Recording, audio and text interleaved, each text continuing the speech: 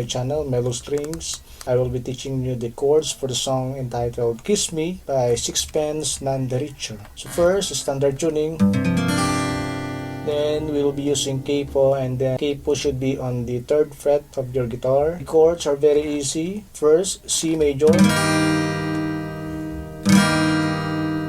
For the C major, 2nd string, 1st fret, 4th string, 2nd fret, and then the 5th string, 3rd fret. C major, then followed by C major 7.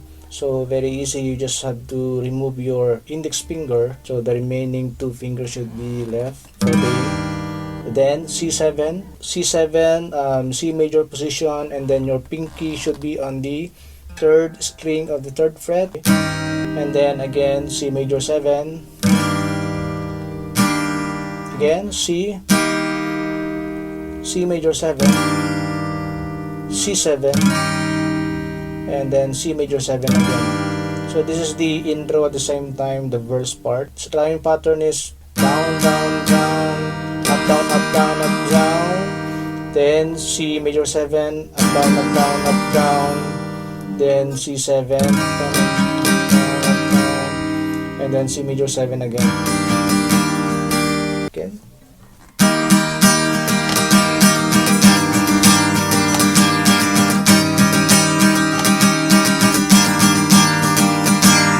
That's the 4 chords. Again, C.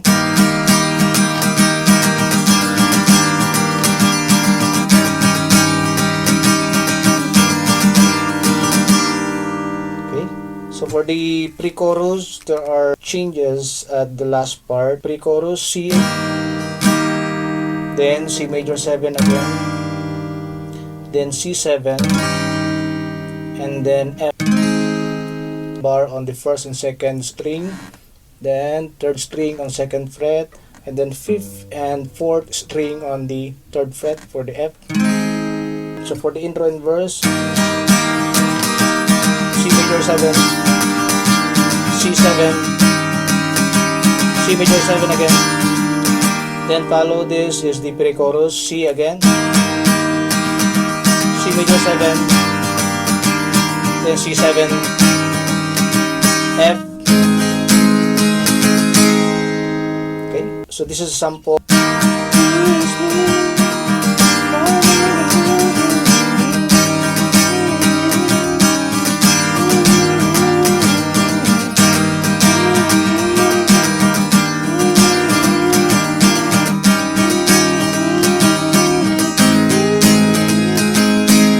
Then after this is the chorus. So let's move to chorus. For the chorus, D minors should be Kiss me.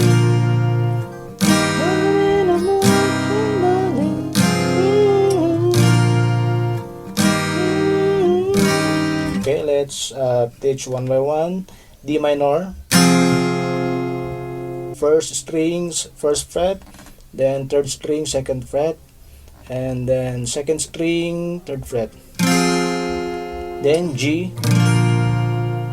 6th string, 3rd fret, then 1st and 2nd string, 3rd fret, and the 5th string of the 2nd fret, G.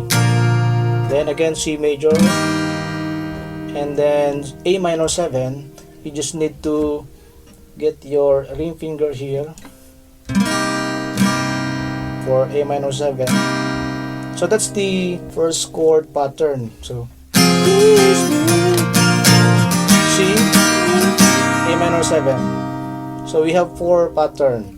Again, first is D minor, G, then C, A minor 7.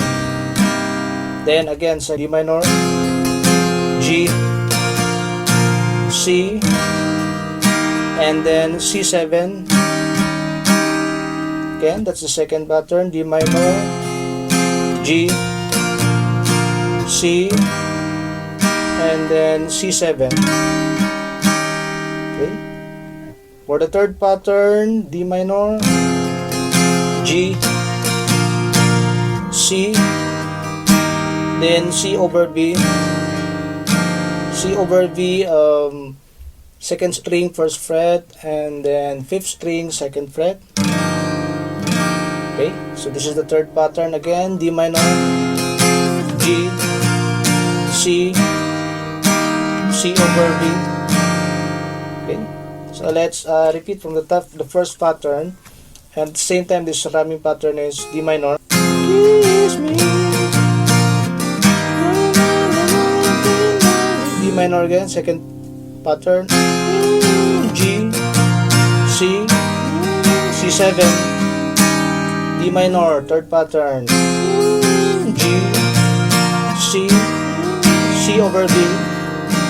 Okay, for the strumming pattern, you can strum like this, down, down, up, up, diba? Down, down, up, down, down, C, and then A minor 7. But you have to strum fast, no? Okay, again, first pattern D, G, C, A minor 7, G, C, C7, D minor, G, C, C over B, and then for the last chord pattern we have A minor 7, G, and then F major 7. For the F major 7, second string, first fret, third string, second fret, and then fourth string on the third fret. And then G add 9. So G add 9, second string, first fret, fifth string, second fret, and then sixth string on the third fret. G add 9, and then G. So sixth string on the third fret, and then fifth string on the second fret only. Okay, so that's for the last pattern. For the chorus, A minor 7, G, F major 7, G add 9, then G. Okay, so let's strum chorus. First D minor,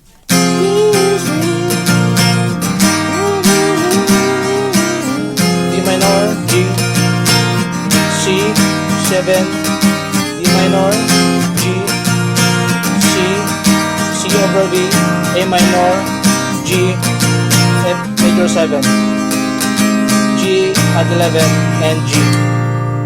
Then repeat again the intro. So kiss me.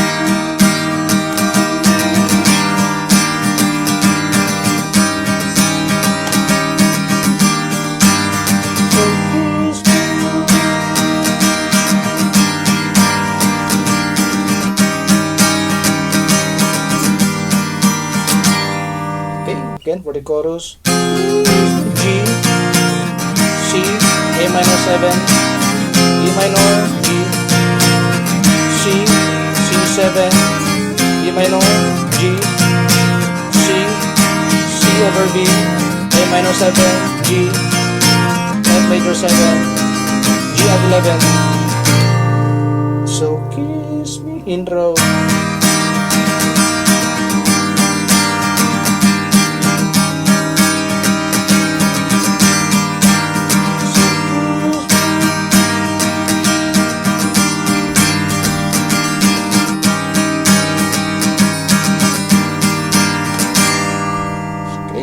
So, okay, that's the chord for this song entitled Kiss Me by Sixpence None the Richer. So, I hope you like the tutorial. Please do not forget to subscribe and kindly click the bell notification so that you will be updated of my guitar tutorial. So, thank you and God bless.